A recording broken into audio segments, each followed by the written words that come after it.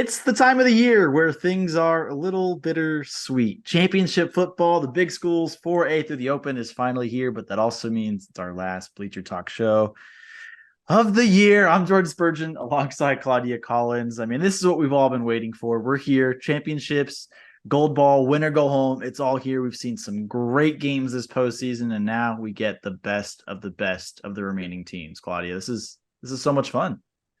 I feel like this is what we've been waiting for all season long. That's the way it is every year. And so many kind of surprises this year, but also, you guys are doing really well in quick picks. So I guess you guys have seen this coming all along. We've got Bruce Cooper here joining us as always to make the final picks of the season. You guys are neck and neck. Spurge still has the lead at 36-8, but Bruce, you are just one game back at 35-9.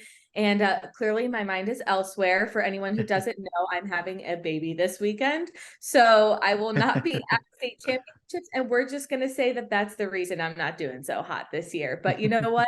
It's a big win for me. And I think it's just time to jump into our first picks.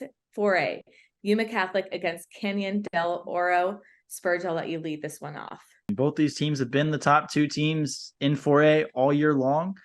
Both Canyon del Oro has a lot of the chemistry of a team of guys that have played together for many, many years, going all the way back to youth football. And Yuma Catholic's got some star-studded players, especially over on defense there. So I think Yuma Catholic's gonna win this one. They were the one seed for a reason. Give me the Shamrocks in this one. It's going to be 29-28. I agree with Jordan. There's a reason why I took Yuma Catholic last week to upset the undefeated Titans of Arcadia. Is that I just like what I see from them offensively. And so for that reason and that reason only, I'm going to take the Shamrocks with a final score of 35-33. I am really high on this Canyon del Oro team. We had an opportunity to talk to a few of the players a few weeks back when we started doing our live shows, and their team chemistry is just through the roof. I know we're all touching on that. I'm going to take Canyon del Oro to win 29-28 with Spurge's score, but for the opposite team. Now we've got Higley against Desert Edge. This is the best game of the weekend. Higley's averaging 64 points per game in the playoffs. Higley has been super, super exciting, and it's been tough to bet against them at any point this year. But Desert Edge, the Carter brothers, they've got the D1 talent all over the field at multiple positions, offensively and defensively. They have a culture that is built on the foundation of love for one another, respect for their coaches, admiration for each other, and it's a team that plays a lot of close games and knows how to win. I think it's the Scorpions' year. Higley's the reigning 5A champs. They're not going to defend their title. I'm going to rock with Desert Edge and the Carter brothers and their players. It's going to be 41-38. Daxon Hall, I mean, he's been really, really, really special. He's really, really something. Give me Desert Edge 49 and Higley 45. I love both of these teams in the 5A. Like I said, it's just going to be a close one, and I'm going to have to pick alongside with you guys. I'm going to say it's going to be 40-38 Scorpions. 6A, Saguaro against Red Mountain. I did think Saguaro, despite their record, just because of the level of competition they played. I mean, they played arguably the toughest schedule in the state. So I'm going to take Saguaro to end the Mountain Lions streak here. And so give me their playoff streak. So give me Saguaro 42, Red Mountain 27. I think it's really a testament to what Red Mountain can do when the stakes are high. For them to make it all the way to Sun Devil Stadium is an awesome accomplishment. And I think that it says a lot about this Red Mountain team that's kind of been like, honestly, on the cusp of this for some time now. But it's just Saguaro. Saguaro's still Saguaro, and they're just so battle tested. It's hard to pick against Saguaro, especially considering they're not in the Open. I have the SaberCats winning 35-29. Yeah, this is honestly still a very tough game to pick. I mean, Saguaro, they're healthy, they're fully loaded. Mason Bray, one of the top quarterbacks in the state that maybe hasn't gotten enough love this year. And they're loaded at every position. Jacoby Spence over there at wide receiver, Jaden Matthews, Zach Hill's first year. It hasn't been much of a step back. I mean, some of the losses this year were very similar losses they had last year in the regular season. It's very difficult to pick against Red Mountain, though. I mean, Coach Enders right now has this team just so bought in. 21-0. They were down to Brophy Prep. I was at that game on the sideline. They were not phased at all. There was no sign of panic. It was, hey, let's get a stop. Offense, just go score a touchdown. And they did that before half, and they came out and they won the game in overtime. Like they were ready for the moment. They made the right plays. They were bought into the culture. I'm gonna say they might shock the world in the 6A title game. Kyle Enders has this team ready. I'm gonna go out on a limb. This could potentially cost me the Quick Picks sole title here, but I just feel like Red Mountain. They want everyone to pick against them. I might be the one person picking them in this game. Final score 28-27. They come back late. Saguaro's going to go up like 14-0 early, and Red Mountain's going to find a way to crawl back in. That's where I'm going to stand. Risking this championship for myself in Quick Picks to roll with the Red Mountain Lions. Man, I love quick picks. This is fun. All right. Now we have the luxury of determining which team we think is the best team in Arizona in 2023. Spurs, since you're on a hot streak right now with that pick, let's see what you've got. Liberty going up against Centennial. Who are you choosing? Liberty's beaten everybody by double digits. Hamilton in the first round of the Open was the only team that competed well against them. Not to say that Centennial didn't in their matchup earlier in the season. It was, I believe, 37-16 in that game. Claudia, you and I were there. And Centennial showed some promise early on in that game where you're like, okay, they can hang with them. Things just didn't fall their way, and it got out of hand. Give me Liberty 35, Centennial 20. It's a West Side Open this year, and I absolutely love it. This is Liberty's year. It's finally the time. I'm going to go 34-16. They're on a mission. I mean, they are clearly on a mission, and they're showing that they're heads and shoulders above everyone else. And crown them now. give me the Liberty Lions 42. And Centennial Coyotes 14. I don't think it'll be close. And that is our final quick picks of the season. We will find out who the reigning champ is when all these games come to a close this Saturday at Sun Devil Stadium. Coop, thank you for another fantastic season of quick picks. Is it true? This is the last one? Oh last one of the year. Oh my. Jeez. It has been another fantastic season, and I can't wait to see the final results. It's going to be one of you. We know that for sure. And stick around when we come back. I'm going to have a little bit of recruiting roundup and just some of these Arizona's top recruits talking about what high school football has meant to them and how it has shaped them in their career.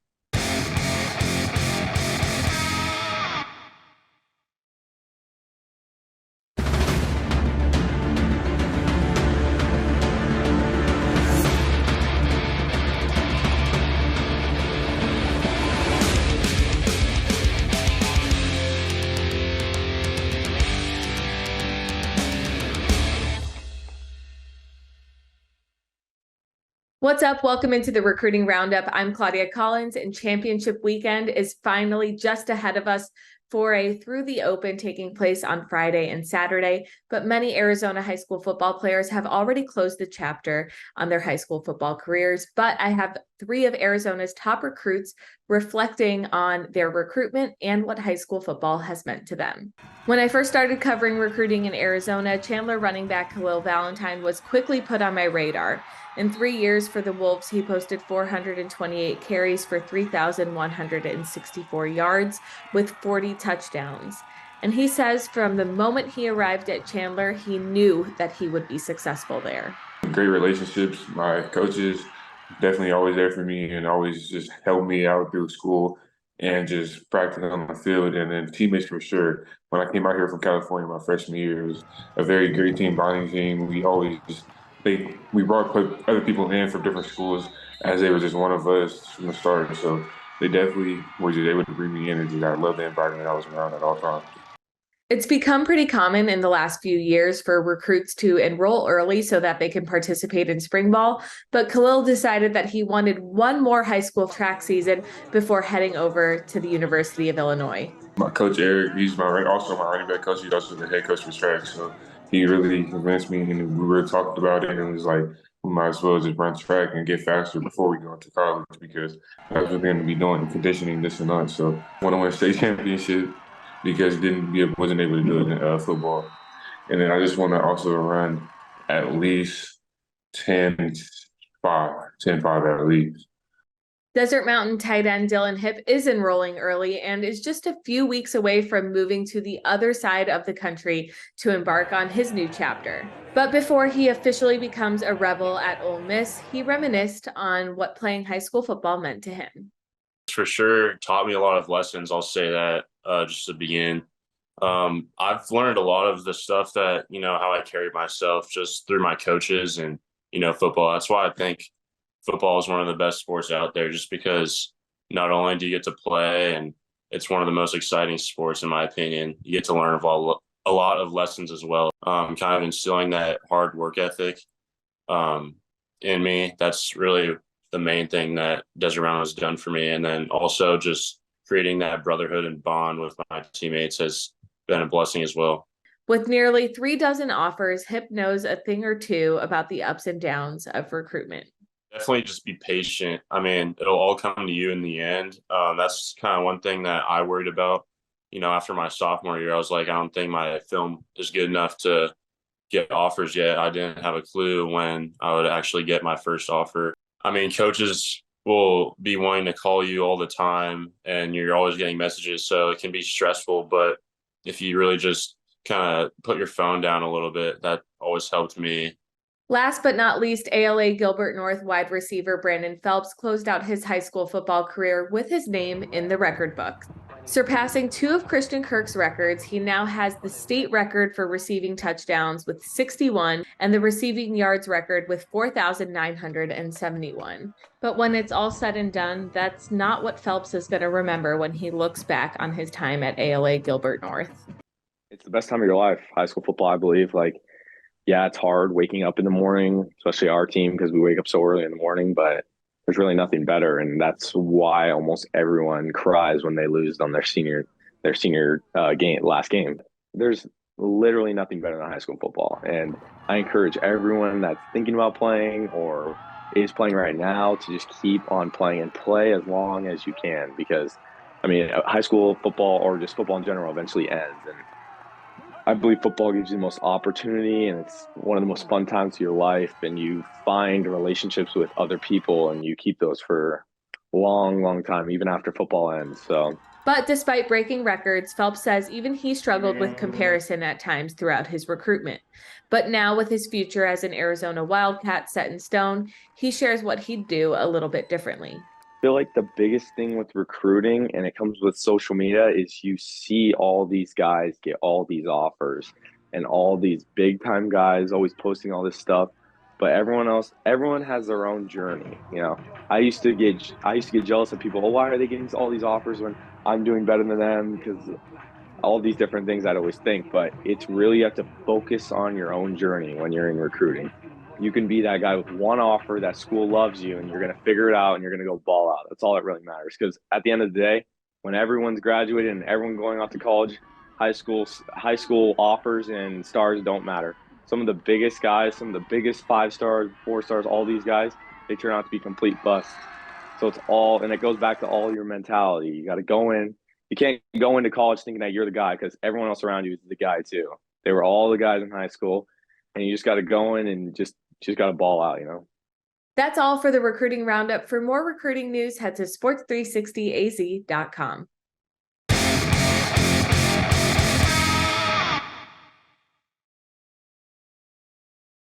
Welcome back, and it wouldn't be Bleacher Talk without ending the show with our social spotlight. Jordan Spurgeon alongside Claudia Collins, and of course, Eliab Gabai, always bringing us the great social scene. Semifinal weekend was phenomenal this past weekend. The 4A to 6A games, the open games, great. So there was a lot happening on social, Eliab. What did we miss if we weren't fully dialed in? Well, Spurge, if I was dialed into your Twitter, I got pretty much a little bit of everything this past weekend. We're going to start with Red Mountain heading to the 6A championship game on a 2-point conversion. This is too sweet not to mention overtime. And what a big time moment in general for Red Mountain. Spurge, now they get to go to the championship against Saguaro. What an incredible finish. What did you see on the sidelines there?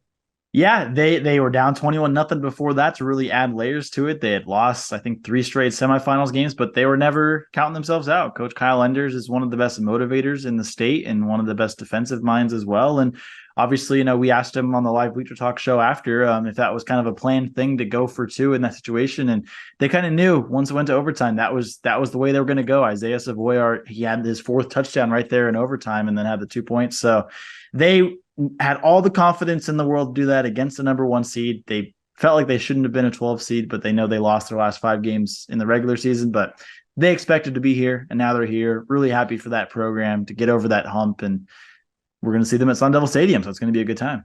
That's right. And that's back-to-back OT wins for that Mountain Lions squad. So look out for them. They have ice in their veins. Now we're going back to Old Reliable, just chilly, always with the tweets, always with the best tweets.